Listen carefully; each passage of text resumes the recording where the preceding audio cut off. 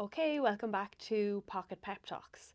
This one is going to be really good for those of you that might be feeling a little bit shit, a little bit down. And for those of you that are kind of contemplating life, maybe having a little bit of an existential crisis, this one is really related to a lot of the content I put out on my Instagram, the Unfuck Your 30s program. So this one is all about how to manage when life just hasn't gone to plan or life hasn't turned out the way you expected. And you're at this point where your life looks nothing like the one that you'd planned out.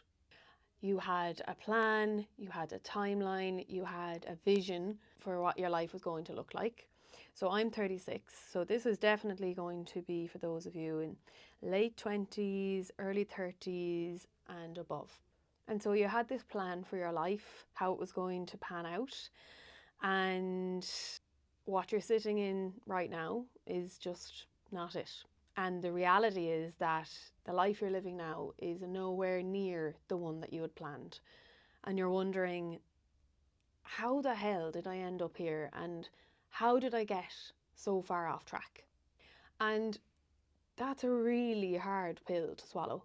It's very disappointing, it's frustrating, it's unfair, and you're so allowed to feel all of that. But where you get stuck and what keeps you stuck and from moving forward is that you attach your self-worth to the life that you had planned and not the life that you have right now. And so when life doesn't work out the way you had planned, you not only feel stuck and lost, but you also feel like a failure, but you're not a failure. Life throws curveballs, and we can never predict what's going to happen in life ever. And so sometimes life just doesn't fucking end up the way we would have loved or the way we dreamed or the way we envisioned it when we were younger. And so it's okay to feel shit. It's okay to almost mourn a life that you had planned that hasn't turned out that way. And it's okay to feel all these horrible, shitty, negative feelings, but don't live there forever. Don't sit in disappointment and negative thoughts and negative feelings and why didn't life turn out that way for me? Sitting in that negative thoughts, feelings, emotions, putting yourself down isn't actually going to change anything. But what will change something is just accepting where you are. And then you get to decide what comes next. You actually have a choice. So change what you can and change your approach to what you can't.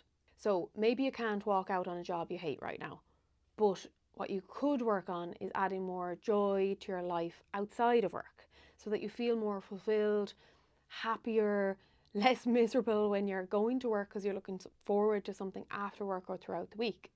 And maybe you can't magically fix your circumstances overnight, but you can stop fighting them so hard and start finding ways to work with what you have. And if you hate your situation and you have the option to change it, then change it.